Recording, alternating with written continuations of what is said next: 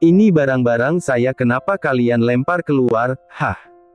Teriak Nurma tidak terima saat ketiga preman melemparkan koper yang berisikan pakaian keluar dari rumahnya. Minggir. Jangan mencegah kami untuk mengusir Anda. Bentak salah satu preman itu sambil mendorong tubuh Nurma hingga jatuh ke tanah. Kalian harus meninggalkan kontrakan ini karena sudah jatuh tempo. Ibu. Teriak Hafsah sambil membantu ibunya yang didorong oleh para preman yang tidak ia kenal. Saya sudah bilang jika bulan ini kalian berdua tidak juga melunasi uang kontrak selama 5 bulan ini maka kalian harus keluar. Tapi di dalam masih ada harta berharga saya. Anda melemparkan baju-baju saya yang tidak berharga ini. Teriak Nurma. Pak, beri saya waktu untuk melunasi kontrakan ini. Seminggu. Saya janji akan melunasi tunggakan selama 5 bulan ini. Seru Hafsah sambil membantu ibunya yang sepertinya ingin pingsan. Bos, bagaimana? Tanya salah satu preman pada bosnya. Oke, saya akan berikan kalian waktu seminggu dan ingat bunganya masih berjalan, ucap wanita gemuk yang tengah memegang kipas itu. Setelah mengatakan itu, dia pergi diikuti ketiga preman di belakangnya. Ibu gak apa-apa, kan? Tanya Hafsah khawatir melihat wajah pucat ibunya. Gak apa-apa. Syukurlah kalau begitu, lega Hafsah. Dia panik takut ibunya kenapa-napa karena salah satu preman tadi mendorong ibunya. Hafsah, bagaimana kamu bisa mengatakan seminggu lagi akan membayar kontrakan ini? Kita tunggak 5 bulan Hafsah. Kamu tahu kan kontrakan ini sebulan 3 juta harus kita bayar. Kontrakan mereka kecil namun semua perabotan di dalam bukan milik mereka. Jadi wajar bayaran kontrakan mereka mahal, apalagi kontrakannya ini memiliki AC. Hafsah hanya membual karena takut kita beneran diusir dari tempat yang satu-satunya menjadi tempat tinggal kita. Hafsah langsung berkacak pinggang menatap ibunya marah. Ini semua gara-gara ibu sih. Listrik itu mahal Bu jika ibu terus menggunakan AC. Mulai hari ini kita tidak boleh memakai AC lagi. Nurma mendelik, anaknya ini malah memarahinya dan apa tadi? Ia tidak boleh memakai AC. Memang Nurma itu seorang wanita sosialita, dia kadang tidak tahu diri bahwa dirinya hidup miskin dan ingin serba hidup serba mewah. Kamu keterima di perusahaan Ravindra Group kan, makanya kamu berani mengatakan mau membayar tunggakan kita ini. Hafsah tersenyum kecut mendengarnya. Enggak. Aku malah gak mau bekerja di perusahaan itu Bu. Mengingat kembali manajer mesum yang berani mencium bibirnya membuat emosinya kembali hadir. Plak. Kamu sudah gila. Kenapa kamu tidak ingin bekerja di sana? Hafsah. Ini peluang besar untuk kita menjadi kaya. Gajian di sana itu besar. Besar Hafsah. Kita akan kaya. Dan kita tidak akan lagi hidup miskin seperti ini. Hafsah meringis, pipinya berdenyut nyeri karena ibunya menamparnya. Di sana aku dilecehkan ibu. Aku dicium sama manajer mesum. Itu malah bagus dong, berarti manajer kamu itu terpesona pada kecantikan kamu. Jika dia terpesona pasti apapun yang kamu inginkan akan dia kabulkan. Ibu. Bentak Hafsah. Ibunya ini tidak mengerti perasaannya yang terluka dan malah lebih mementingkan uang. Seakan tersadar ia sudah membentak ibunya, Hafsah menghela napas panjang sampai akhirnya mengambil koper yang preman tadi lempar, lalu masuk ke rumahnya. Selalu saja begitu, uang lebih penting untuk ibunya daripada anaknya sendiri. Hafsah, ibu belum selesai bicara sama kamu. Teriak Nurma dengan marah. Hafsah tetap berjalan lalu masuk ke kamarnya. Sekarang ia harus fokus mencari uang 20 juta.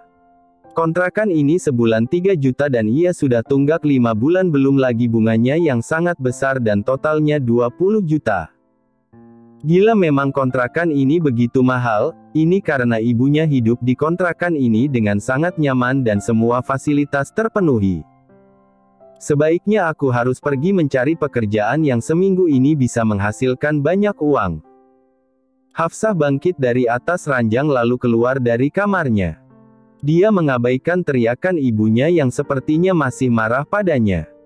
Ia harus pergi ke tempat kerja Namira, sahabatnya itu pasti bisa membantunya untuk mendapatkan pekerjaan yang layak. Seorang pria berjas hitam berjalan sambil memasang earphone di telinganya.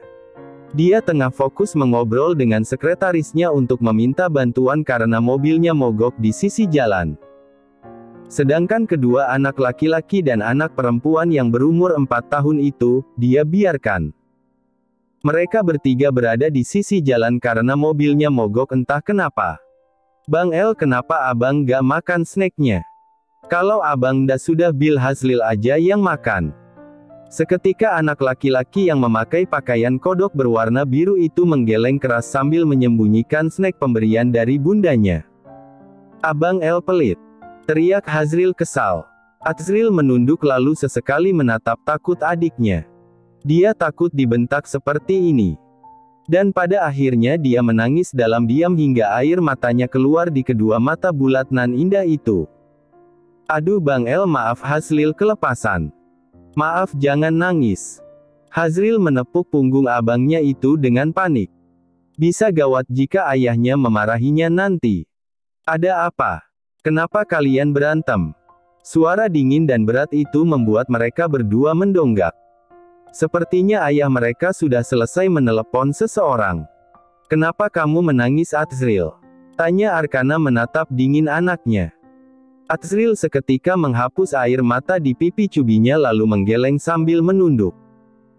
Jangan menjadi anak yang cengeng, kamu itu cowok, harus kuat ngerti. Azril mengangguk cepat sambil menepuk dadanya yang sesak karena harus menahan tangisannya. Bunda, batin Azril berkata.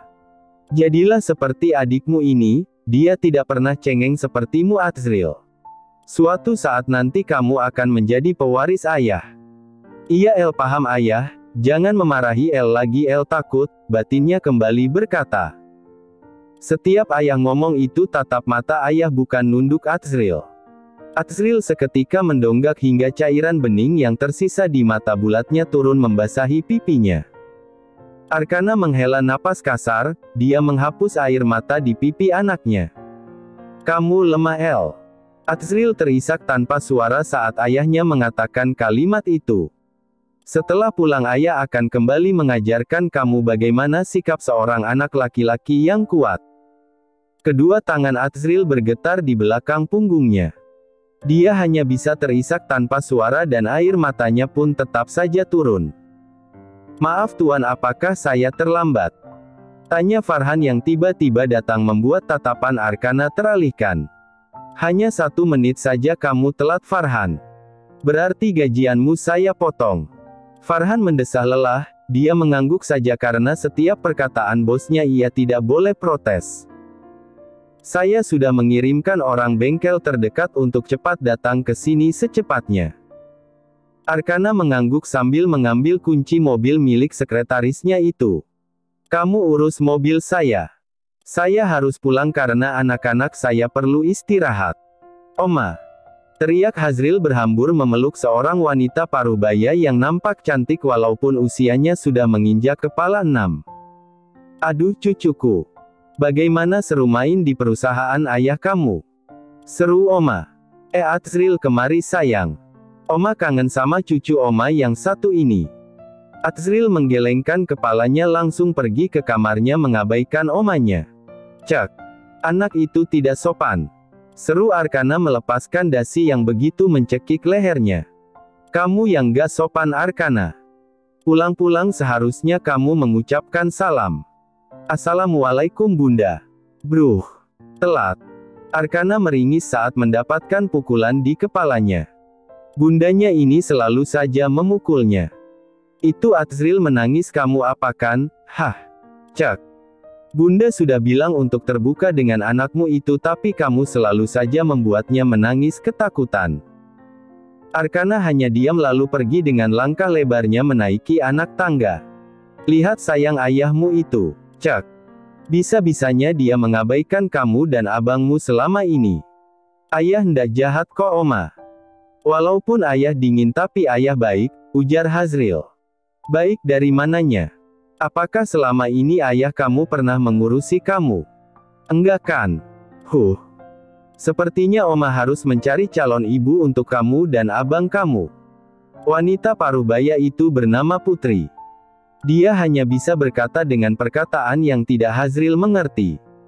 Oma, Hazril lapal, ucap anak perempuan itu sambil mengelus perut kecilnya yang bersuara. Di sini ada makanan pizza ndak? Hazril mau makan pizza, Oma. Ada kok. Mau Oma pesenin? Tawar Oma. Putri begitu gemas melihat cucunya yang keroncongan karena lapar.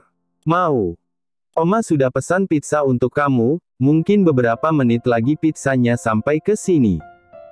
Putri mengambil tas mahal yang dicetakkan di meja. Sayang, Oma sepertinya harus pergi. Besok Oma datang ke sini lagi. Kok Oma mau pergi lagi sih? Hazril baru datang ke rumah loh. Oma sibuk, ada hal penting yang harus Oma selesaikan. Anak perempuan dengan pakaian kodok berwarna pink itu cemberut sambil mengangguk sebagai jawaban. Ayahnya mengajarkannya untuk patuh pada orang dewasa dan jangan ikut campur. Sampai jumpa besok sayang. Hazril melambaikan tangannya dengan lemah melihat kepergian omanya. Padahal Hazril ingin menceritakan bahwa ia hari ini bertemu bundanya. Jika ia mengatakan pada ayahnya, mungkin saja ayahnya akan marah padanya. Kamu gak bercanda kan memberikanku pekerjaan menjadi pengantar makanan? Tanya Hafsah sekali lagi. Hanya itu pekerjaan yang kosong. Lagi pula lumayan loh gajinya setiap bulan 3 juta. Apa kamu lupa?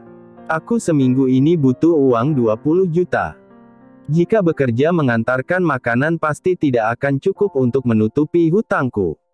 Apalagi pekerjaan ini dibayarnya sebulan sekali. Kalau gitu kamu harus cari pekerjaan lain lagi. Tapi sekarang kamu bekerja aja di sini, lagi pula bos aku kan baik langsung memperkerjakan kamu hari ini. Bonusnya setelah selesai mengantarkan makanan kamu akan mendapatkan makanan pagi, siang dan malam. Enak kan? Iya enak. Pantas saja kamu betah bekerja di sini. Namira menyengir sebagai balasan. Ini ada beberapa tempat yang harus kamu antarkan. Kesannya itu aku kayak delivery online. Memang pekerjaanmu menjadi delivery Hafsah. Ya udah, mana alamatnya? Ini, awas ya jangan salah alamat.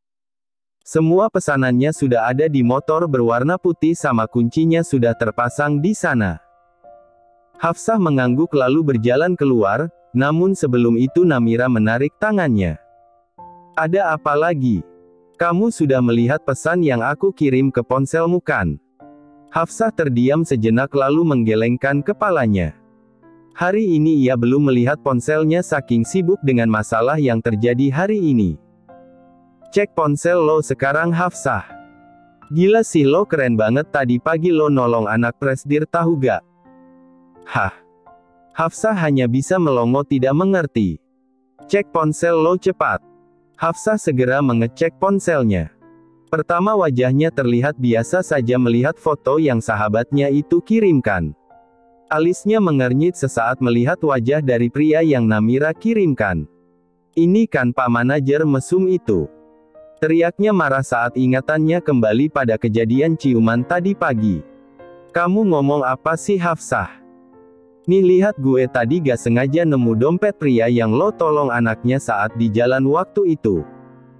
Dan lo harus tahu pria ini. Dia adalah presdir di perusahaan Ravindra Group. Gila. Si gue masih ingat dengan jelas ketampanan dari seorang Arkana Ravindra Maheswara. Hafsah yang mendengar pun tertegun, dia menatap kosong kartu identitas di tangannya. Ini mimpi, kan? Lirihnya sambil menepuk pipinya dengan keras. Hafsah tertawa saat sadar ini bukan mimpi. Kamu tahu Namira apa yang sudah aku lakukan dengan pria ini? Kamu sudah ketemu dengan Pak Arkana? Hafsah mengangguk dengan wajah pucat pasi. Aku nampar dia dan menendang alat sensitifnya. Bagaimana bisa? Lo gila? Teriak Namira tidak percaya. Nanti aku jelasin. Sekarang aku harus pergi mengantarkan semua pesanan ini. Ini hari pertamanya bekerja di restoran makanan milik sepupu dari sahabatnya. Ia harus bekerja dengan baik karena gajinya pun lumayan. Masalah pria mesum yang ia anggap manajer dan ternyata pemilik perusahaan Ravindra Group ia abaikan dulu. Sekarang ia harus fokus bekerja. Tapi dalam hatinya ia berdoa semoga tidak bertemu kembali dengan pria itu. Jika bertemu maka ia sudah dipastikan hidupnya tidak akan baik-baik saja. Berarti tadi pagi ia salah memasuki ruangan. Memikirkan tindakan cerobohnya yang salah memasuki ruangan saat di kantor membuatnya ingin menghilang dari muka bumi ini. Demi apa ia harus berurusan dengan pemilik perusahaan Ravindra Group? Semoga pertemuan tadi pagi adalah pertemuan terakhir. Yah, semoga saja. Hafsah berlari keluar mengabaikan teriakan Namira yang sepertinya penasaran tentang kejadian saat ia memukul alat sensitif seorang presdir dan juga menamparkan pipinya. Hafsah memakai helm lalu mulai menjalankan motornya keluar dari restoran tersebut. Setelah 1 jam mengantarkan pesanan pada pelanggannya, hanya 1 pesanan pizza yang belum ia antarkan. Wow, sepertinya orang yang memesan pizza adalah orang kaya. Di depan Hafsah ada gerbang besar yang menjulang tinggi. Dia menekan bel namun tidak ada sahutan. Sepertinya pemilik rumah ini baru saja pindah ke komplek elit ini, gumamnya sambil berusaha menunggu dengan sabar. 5 kali ia menekan bel tidak ada seorang pun yang membukakan gerbangnya. Apa aku harus masuk saja? Bisa saja pemilik rumah tidak mendengar suara belnya. Rumah besar ini padahal begitu megah tapi sepi seperti tidak ada siapapun. Akhirnya Hafsah dengan nekat masuk yang kebetulan gerbang itu tidak terkunci. Dia berdecak kagum melihat pancuran dari patung yang mengalirkan air ke kolam kecil. Tanaman yang terlihat terawat begitu indah memanjakan matanya. Tok tok tok. Hafsah mengetuk pintu berwarna putih di depannya sambil tatapannya menatap sekitar dengan kekaguman luar biasa. Cek. Apakah rumah sebesar ini tidak ada orang? Tok tok tok. Pintu untuk yang kedua kalinya ia ketuk tapi tetap tidak ada sahutan. Hafsah mendekatkan keningnya di pintu besar itu. Apakah benar pemilik rumah ini kosong tidak ada seorang pun? Permisi, saya dari restoran Gertani Food. Lama-lama Hafsah kesal karena pintu di depannya tidak kunjung dibuka oleh pemiliknya. Hafsah semakin mendekatkan wajahnya ke pintu lalu tiba-tiba pintu itu terbuka dengan lebar membuatnya kehilangan keseimbangan akibat menyenderkan tubuhnya ke arah pintu. Ah! Teriaknya. Hafsah jatuh ke depan tapi kenapa ia tidak merasakan sakit dan malah merasakan empuk. Hafsah mengerjap lalu menatap pria yang ternyata berada di bawahnya. Pria itu hanya memakai kemeja putih saja. Kedua matanya membulat sempurna, di bawahnya ternyata ada pria mesum yang tadi pagi mencium bibirnya. Saat Hafsah akan berdiri, dia jatuh kembali ke dada bidang pria itu. Napasnya tercekat, kedua matanya melotot sempurna saat merasakan di pahanya ada sesuatu yang menonjol. Dia melirik ke bawah dan seketika ia berteriak dengan kencang. Ah! Pria mesum. Bruh. Terima kasih sudah menonton, guys. Jangan lupa klik like jika kalian menikmati cerita ini, subscribe untuk update konten seru lainnya, dan tinggalkan komentar di bawah tentang apa yang kalian pikirkan atau cerita apa yang ingin kalian dengar selanjutnya. Dukungan kalian sangat berarti. Sampai jumpa di video berikutnya.